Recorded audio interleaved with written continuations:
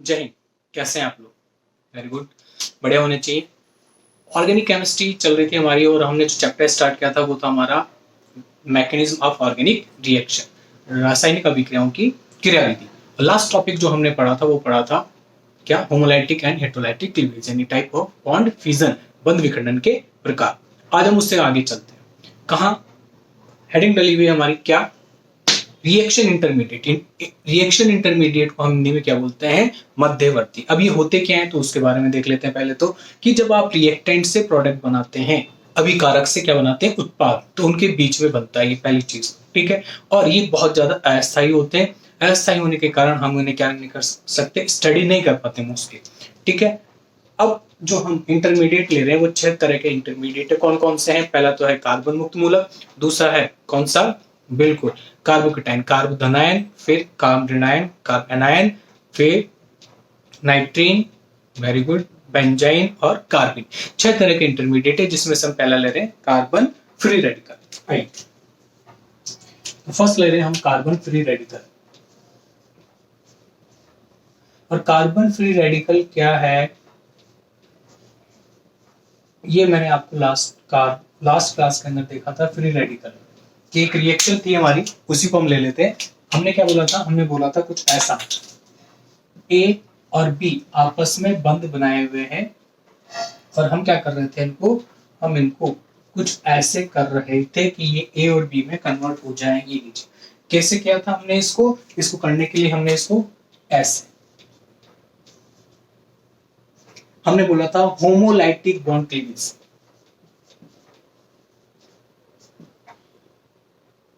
या फिर समांश विखंडन, ठीक है। होमोलाइटिक बॉन्ड क्लीवेज, इसे आप होमो भी बोल सकते हैं शॉर्ट में। ये चलो आगे चलते हैं। तो हमने क्या बोला, लास्ट क्लास में जो देखा था उसी को हमने उठाया है। क्या, कोई भी बॉन्ड है वो कैसे ब्रेक हो रहा है, होमोलाइटिक या समांश विखंडन हो रहा है तो क्या बनता है, रेडिकल बनता है। रेडिकल क्या होता है, किसी भी स्पीसीज पे एक ऑड इलेक्ट्रॉन हो, सिंगल इलेक्ट्रॉन हो तो हम इसे क्या बोल देते हैं, रेडिकल। अब हमने हेडिंग क्या डाली है, कार्बन फ्री रेडिकल, कार्बन मुक्त मूलक। इसका मतलब है कि जो इलेक्ट्रॉन है किस पे होना चाहिए, कार्बन पे। Very good. देखिए मान लीजिए हम एक एग्जांपल लेते हैं कि इस तरह से कुछ है, इस तरह से कुछ है, इस तरह से कुछ है, ये लीजिए हमने मेथेन ले लिया, ओके। और इसकी रिएक्शन में क्या कराना चाह रहा हूं, इससे कराना चाह रहा हूं, क्लोरीन रेडिकल से कराना चाह रहा हूं। तो होगा क्या, होगा ये, क्या होगा, समांश विखंडन।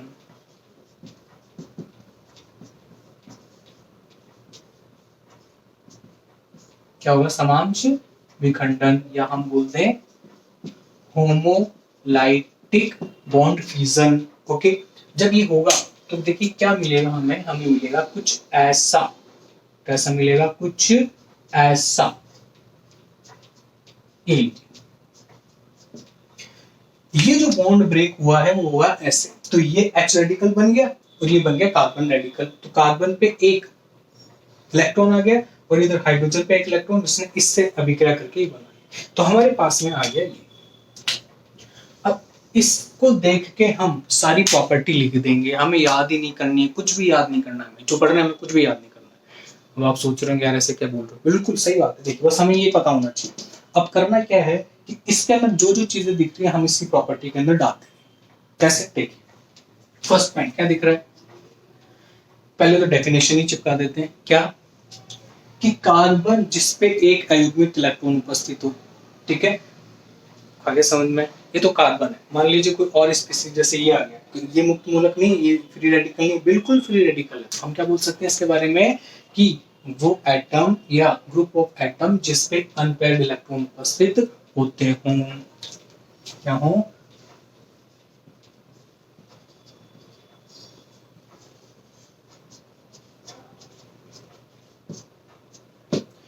अनपेयर्ड इलेक्ट्रॉन प्रेजेंट हो। पहली चीज तो अयुग्मित इलेक्ट्रॉन उपस्थित हो, वो क्या कहलाते हैं, मुक्त मूलक होते हैं। तो डेफिनेशन की बात होगी। चलिए आगे दूसरी चीज, बन रहा कैसे है, समांश विखंडन से, यानी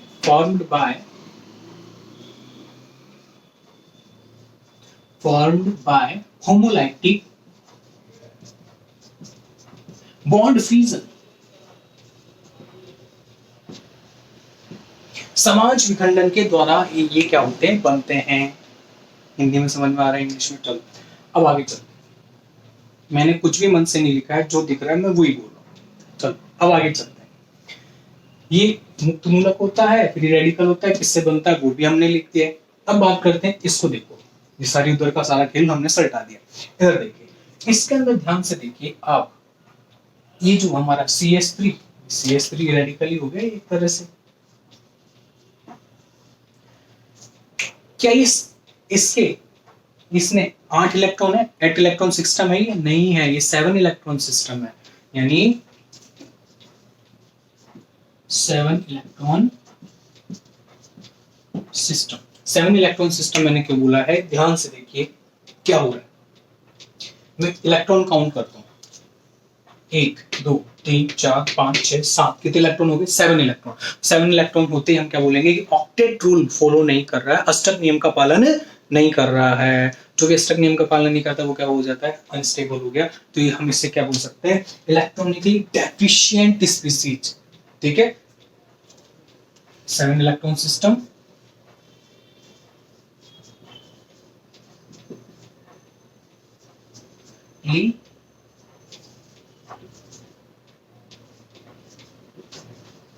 डेफिशिएंट स्पीसीज।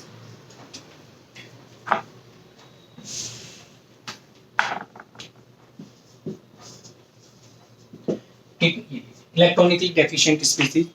अब देखिए हमें नोट्स बनाने नहीं, याद करने से। ठीक है, ये भी हो गया हमारा। अब हम आगे चलते हैं।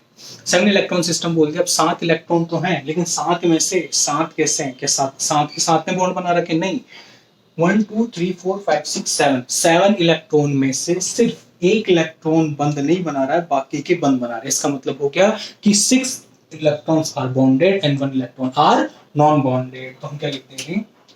और 1 इलेक्ट्रॉन इज नॉन बॉन्डेड। तो अब इसमें लिखेंगे कि 6 इलेक्ट्रॉन, जो 7 इलेक्ट्रॉन है उसका हिसाब दे रहे हैं। 6 इलेक्ट्रॉन तो कैसे हैं हमारे? बॉन्डेड। और एक इलेक्ट्रॉन कैसा है?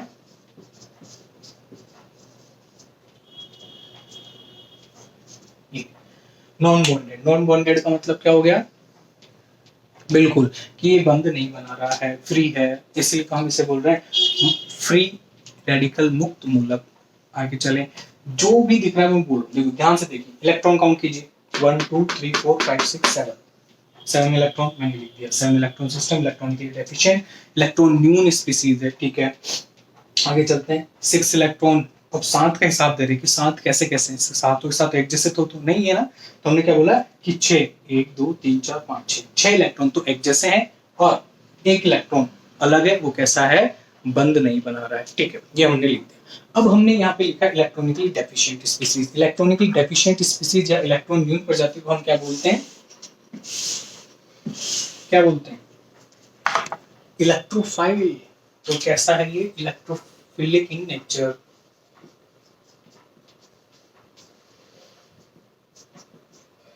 इलेक्ट्रोफिलिक इन नेचर, कि ये इलेक्ट्रॉन्स नहीं ही प्रकृति का होता है, इलेक्ट्रॉन की कमी है। ध्यान रखना है। इलेक्ट्रोफाइल क्या होते हैं? इलेक्ट्रोफाइल वो होंगे, वो इलेक्ट्रॉन्स नहीं वो होंगे जो इलेक्ट्रॉन को आकर्षित करेंगे, ठीक है, या उनके पास जाएंगे। एक ही बात है। चलें आगे। तो इनके पास इलेक्ट्रॉन की कमी है, तो ये इलेक्ट्रॉन लेंगे तो बिल्कुल सी बात है। इसको कितने इलेक्ट्रॉन चाहिए? किसी को भी स्टेबल होने के लिए 8 इलेक्ट्रॉन चाहिए। ऑक्टेट रूल, अष्टक नियम यही बोलता है। हमने कितने इलेक्ट्रॉन काउंट कर लिए? 7। अब इसको कितना चाहिए? 1। तो ये इलेक्ट्रॉन ऐसी प्रजाति की तरफ जाएगा, ऐसी स्पीसीज की तरफ जाएगा जहां पे इलेक्ट्रॉन ज्यादा होंगे। ये चीज समझ में आ गई? अब आगे चलते हैं। यानी इसके पास में इलेक्ट्रॉन की कमी है, इलेक्ट्रॉन लविंग स्पीसीज बोलते हैं, इलेक्ट्रॉन की स्नेह करने वाले, इलेक्ट्रोफिलिक। चलो आगे चलते हैं। जो इलेक्ट्रोफिलिक नेचर के होते हैं वो लुईस नेचर के भी होते हैं, लुईस एसिड होते हैं। कैसे होते हैं? Lewis acid. अब लुईस एसिड क्या होते हैं? लुईस एसिड वो होते हैं जो सेम, इनकी डेफिनेशन हो जाएगी इलेक्ट्रोफाइल और लुईस एसिड की डेफिनेशन सेम है। क्या? कि वो स्पीसीज जो इलेक्ट्रॉन एक्सेप्ट करते हैं, लेते हैं। भाई ये भी इलेक्ट्रॉन लेंगे, ये इलेक्ट्रॉन लेगा ही ना, 7 है, एक दे देंगे तो 8 हो जाएगा, स्टेबल हो जाएगा। इसकी भी ये डेफिनेशन, इसकी भी ये डेफिनेशन। तो हम क्या बोल देंगे कि इलेक्ट्रोफाइल तो होते ही होते हैं और ये कैसे नेचर के भी होते हैं, लुईस एसिड भी होते हैं। चलो आगे चलते हैं। अब हम इसकी जो जो चीज हम देख रहे हैं वही लिख रहे हैं, हमने मन से नहीं लिखा है। ये दो चीजें हमने अभी मन से लिखी है क्योंकि हम जानते हैं जिनके पास इलेक्ट्रॉन नहीं होते हैं वो इलेक्ट्रोफिलिक नेचर के होते हैं, कम होते हैं जो इलेक्ट्रोफिलिक नेचर के होते हैं लुईस एसिड भी होते हैं। अब आगे चलते हैं कि और हमें क्या क्या दिख रहा है। अब हम बता सकते हैं इसका हाइब्रिडाइजेशन। हाइब्रिडाइजेशन कैसा होगा, तो हाइब्रिडाइजेशन के लिए देखिए अपन क्या करेंगे, ये है इस हाइब्रिडाइजेशन के अंदर हम दो कैटेगरीज बना लेते हैं। क्या, एक तो इस तरह की CH3 CH3 CH3 CH3 या CD3 रेडिकल, या मैं बना लेता हूँ CH3 CD3 रेडिकल। ये लीजिए, तो मैंने क्या करा है, या तो जिस कार्बन पे रेडिकल लगा हुआ है उस पे या तो हाइड्रोजन होगा या एल्काइल ग्रुप होगा। अब एल्काइल ग्रुप क्या होता है, आर ग्रुप जिसे अपन बोलते हैं। समझ आगे क्या है, इस तरह के जब हमारे पास में रेडिकल होंगे तो हम बोलेंगे कि इनका हाइब्रिडाइजेशन कितना है sp2। sp2 क्यों है, ध्यान से देखिए मैंने sp2 क्यों बोला है। देखिए sp2 मैंने इसलिए बोला है क्योंकि कार्बन ये रहा, 3 बॉन्ड है इसके पास में, ये लीजिए और ये लीजिए, ये pz ऑर्बिटल के अंदर आपका एक अनपेयर्ड इलेक्ट्रॉन प्रेजेंट होता है। अयुग्मित इलेक्ट्रॉन कहाँ होता है, pz ऑर्बिटल के अंदर, और ये आपकी सिग्मा बॉन्ड हो गए। तो मैं सिग्मा बॉन्ड को, ये देखिए क्या बन रहा है, ट्राइंगल बन रहा है। ट्राइंगल जो बन रहा है इसी प्लेन के अंदर होगा, प्लेनर स्ट्रक्चर होता है ये। कैसा होता है, प्लेनर, ट्राइंगुलर प्लेनर स्ट्रक्चर होता है ये, त्रिकोणीय समतल। ओके, तो ये तो हमने क्या देखा इसके बारे में, कि हमने इसके बारे में देखा कि ये जो है ऐसा होता है sp2 हाइब्रिडाइज होता है, sp2। लेकिन कब तक, लेकिन इन वाले केसेस के अंदर अगर मैं आपसे कोई पूछे कि इसका हाइब्रिडाइजेशन बताइए, आप बोलोगे उसमें क्या हुआ, आपने H की जगह F लगा दिया। ये F लगने से ही तो सारा लोचा हुआ है, F लगने से ही सारी प्रॉब्लम क्रिएट हो गई है। अब आपका आंसर sp2 नहीं रहेगा, sp2 नहीं रहेगा। आप बोलोगे फिर क्या हो जाएगा, sp2 नहीं होगा, तो देखते हैं यहाँ पे तो sp2 था। ऐसे केसेस के अंदर देखिए क्या इलेक्ट्रॉन नेगेटिविटी बढ़ गई है किसकी, इसके जो नियर बाई एटम लगा हुआ कार्बन पे, इसकी इलेक्ट्रॉन नेगेटिविटी बढ़ गई, विद्युत ऋणता बढ़ गई है। इसके कारण क्या हो गया इसके अंदर, देखिए हुआ क्या है, CF3 या मैं बोल दूं CCl3, इनके अंदर इनका हाइब्रिडाइजेशन जो होता है वो हो जाता है sp3। अब आप बोलोगे sp3 कैसे हो गया है, तो sp3 होने के पीछे रीजन क्या है, सुनिए। पहली चीज को मैं डायग्राम बनाता हूँ, C F F और ये F, ये रहा।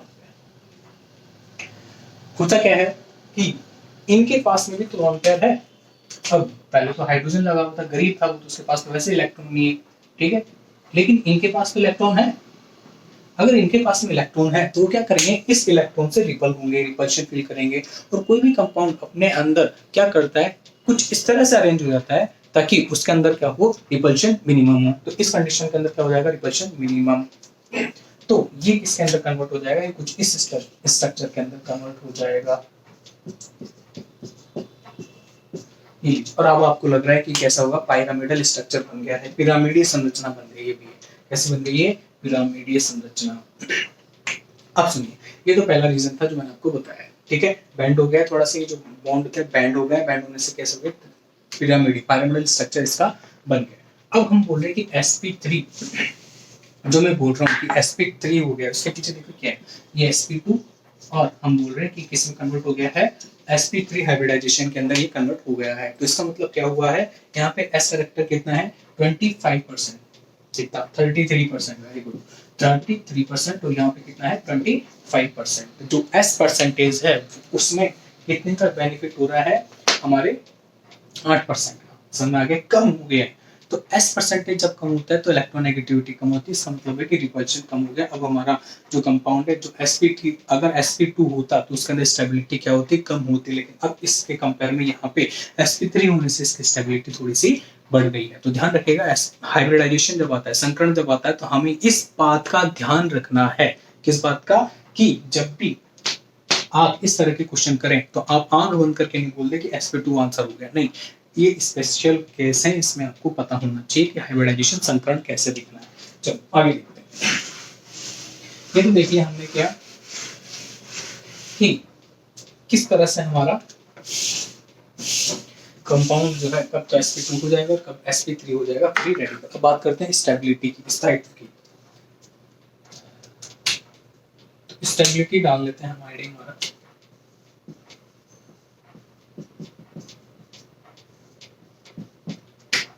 ठीक है। स्टेबिलिटी क्या होता है, देखिए स्टेबिलिटी के अंदर हमने क्या देखा कि ये स्टेबिलिटी जो है हमारा, अगर हम देखें तो हम क्या करते हैं, ऑर्डर लिख लेते हैं। क्या लिख लेते हैं, ऑर्डर। ऑर्डर कैसे है, देखिए मान लीजिए मैंने ये लिखा और उसके बाद में मैंने ये कंपाउंड लिखा और उसके बाद में मैंने बोल दिया कि अपन को इसके अंदर देखनी है स्टेबिलिटी, और फिर मैंने आपको बोल दिया कि आपको इसके अंदर स्टेबिलिटी देखनी है। ये कुछ कंपाउंड दे दी मैंने आपको, और मैं बोल रहा हूँ कि इनके अंदर स्थायित्व बताइए फ्री रेडिकल जो मुक्त मूलक मैंने बनाया है, इसके अंदर आपको क्या बताना है। बिल्कुल सही बात है कि हमको इसके अंदर क्या बताना है, स्थायित्व बताना। तो कैसे बताएंगे, तो देखिए जैसे जैसे हम इधर जाएंगे, जैसे जैसे हम इधर गए तो क्या हो रहा है, इधर जाने से अल्काइल ग्रुप बढ़ रहे हैं। मैं बोल दूं कि ये लीजिए, ये जो ग्रुप है मिथाइल ग्रुप, वो क्या हो रहा है, बढ़ रहा है। बढ़ रहा है तो इससे क्या हो गया, तो इनडायरेक्टली मैं बोल सकता हूं कि प्लस आई इफेक्ट बढ़ रहा है इधर जाने पे। ठीक है, प्लस आई इफेक्ट क्या होता है, मैं एरो बना के दिखा देता हूँ कि ये क्या कर रहे हैं, इलेक्ट्रॉन दे रहे हैं। ठीक है, अब आप बोलोगे कि ये भी कार्बन जो दे रहा है वो भी कार्बन, जो ले रहा है वो भी कार्बन, तो ऐसे कैसे संभव है, कार्बन की इलेक्ट्रॉन नेगेटिविटी विद्युत ऋणता तो सेम होती है, तो एक दूसरे को इलेक्ट्रॉन कैसे दे रहे हैं, प्लस आई कैसे बता दिया आपने। तो सुनिए, इसको ले लेता हूँ मैं नीचे, ये CH3 और ये CH2 दिख रहा है आपको। इसके अंदर देखिए क्या है, इसका हाइब्रिडाइजेशन तो है sp3 और इसका हाइब्रिडाइजेशन है sp2। समझना है क्या है, sp3 और sp2। अब बात करते हैं विद्युत ऋणता, इलेक्ट्रॉन नेगेटिविटी। तो ध्यान रखिएगा जब भी sp2 और sp3 संकरण वाले कोई भी आपस में जुड़े हो कार्बन और उनकी विद्युत ऋणता देखनी हो, तो आप आंख बंद करके बोल सकते हो कि किसकी विद्युत ऋणता ज्यादा होगी, इलेक्ट्रॉन नेगेटिविटी ज्यादा होगी sp2 के लिए। क्यों, परसेंटेज s कैरेक्टर से हम इसको बताएंगे। परसेंटेज s कैरेक्टर, यहाँ पे कितना है s परसेंटेज 25%, यहाँ पे कितना है 33%। जहां s कैरेक्टर ज्यादा होता है वहां पे इलेक्ट्रोनेगेटिविटी या विद्युत ऋणता क्या होती है, ज्यादा होती है। इसलिए मैंने आपको बताया है कि ये sp2 वाला sp3 से इलेक्ट्रॉन खींचेगा, ये खींचेगा तो ये देगा, तो इनका जो है क्या है, plus I effect, plus I effect, plus I effect, plus I effect, plus I effect और प्लस आई और प्लस आई। देख लीजिए आप, जैसे ही हम लेफ्ट से राइट की तरफ मूव कर रहे हैं तो देखिए क्या है, पहले तो यहाँ पे तो कोई भी एल्काइल ग्रुप नहीं है, सिंपल इधर का आपको मिथाइल फ्री रेडिकल। उसके बाद में जैसे जैसे हम लेफ्ट टू राइट मूव करेंगे तो क्या हो जाएगा, हमारे एक एक मिथाइल ग्रुप बढ़ता जा रहा है। इसका मतलब ये है कि प्लस आई इफेक्ट इंक्रीज होता जा रहा है। अब सुनिए, अभी हमने थोड़ी देर पहले पढ़ा है कि ये हमारा जो है 7 इलेक्ट्रॉन सिस्टम है, जबकि होना कितना चाहिए था, 8 इलेक्ट्रॉन सिस्टम होना चाहिए था स्टेबिलिटी के लिए। समझ में आगे क्या है, स्थायित्व के लिए 8 इलेक्ट्रॉन सिस्टम होना चाहिए था, है कितना 7 इलेक्ट्रॉन सिस्टम। अगर हम इसको इलेक्ट्रॉन दे दें तो स्थायी हो जाएगा, बिल्कुल। तो देखिए ये प्लस आई का मतलब इलेक्ट्रॉन दे ही रहे हैं, तो हम इसके अंदर सबसे ज्यादा इलेक्ट्रॉन दे रहे हैं। देखने का तरीका बता रहा हूँ कि कैसे देखेंगे। ठीक है, यहाँ पे ज्यादा ग्रुप है जो इसको इलेक्ट्रॉन दे रहे हैं, तो स्टेबिलिटी की तरफ जा रहा है ये सबसे ज्यादा, सुनना है। जबकि यहाँ पे तो सिर्फ 2 ही ग्रुप ऐसे हैं जो इलेक्ट्रॉन दे रहे हैं, तो इस चीज का हम ध्यान रखेंगे। चलें आगे, चलो। और बाकी और हाइपर कॉन्जुगेशन से भी आप देख सकते हैं अति संयुग्मन प्रभाव क्या होता है। वो आपको पता ही है। हम देखते हैं यहाँ पे अल्फा एच कितने हैं। यहाँ पे अल्फा एच है 3 अल्फा एच, यहाँ पे अल्फा एच कितने हैं 6 अल्फा एच, और यहाँ पे अल्फा एच कितने हैं 9। क्या होता है अल्फा एच? रेडिकल कार्बन से जो कार्बन अटैच है उस पर जो भी हाइड्रोजन होगा उसे अल्फा हाइड्रोजन बोलते हैं। ये इस रेडिकल से 2 कार्बन अटैच है, डायरेक्टली अटैच है, और इन पे क्या है 6 हाइड्रोजन, यहाँ पे नहीं। सर में आगे क्या है अब सुनिए।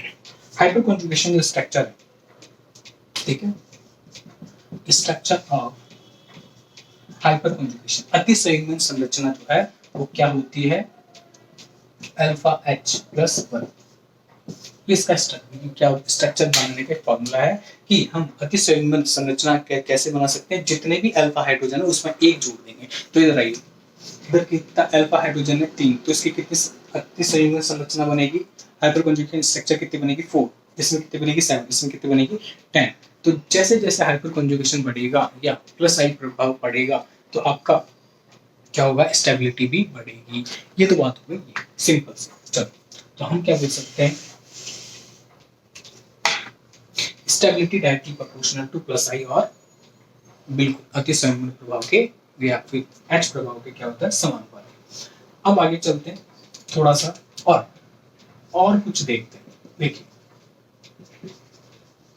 मान लीजिए मैंने ये 2 कंपाउंड ले लिए और आपसे पूछा कि बताइए इसके अंदर किसका कौन स्टेबल है इसके अंदर से, दोनों के अंदर। अब आप बोलोगे इस यहाँ पे भी फिर यहाँ पे भी अनुनाद उपस्थित है, रेजोनेंस प्रेजेंस है। बिल्कुल सही बात है कि दोनों के अंदर क्या है अनुनाद है, रेजोनेंस प्रेजेंस है। तो अब आप ध्यान रखेंगे नंबर ऑफ रेजोनेटिंग स्ट्रक्चर कहाँ ज्यादा है, यहाँ पे नंबर ऑफ रेजोनेटिंग स्ट्रक्चर ज्यादा होगी। तो ध्यान रखिएगा इस तरह के कंपाउंड जिसमें रेजोनेंस प्रेजेंट होता है वो अपने आप में स्टेबल होते हैं, लेकिन हम अगर उनकी कंपैरेटिव स्टडी की बात करें कि इनमें भी कौन ज्यादा स्थायी होगा, तो हम क्या बोलेंगे कि वो ज्यादा स्थायी होंगे जिनके अंदर क्या होगा रेजोनेटिंग स्ट्रक्चर ज्यादा बनेगी। अब आप इनकी क्या बनाएंगे रेजोनेटिंग स्ट्रक्चर, इसकी 2 बनेगी और इसकी जो भी आप बन सकती है 5-6 जो भी होगी हम उसको देखेंगे। ठीक है चलें आगे। ठीक है आगे तो हमने क्या बोला कि स्टेबिलिटी जो है प्लस आई की डायरेक्टली प्रोपोर्शनल होती है, और alpha hydrogen number of alpha hydrogen की डायरेक्टली प्रोपोर्शनल होती है, और रेजोनेंस जितना ज्यादा होगा वहां पे स्टेबिलिटी उतनी ही ज्यादा होगी। तो ये पूरा जो था किसके बारे में था, हमारे फ्री रेडिकल के बारे में। ठीक है बाकी का अपन नेक्स्ट क्लास। हंसते रहिए मुस्कुराते रहिए। जय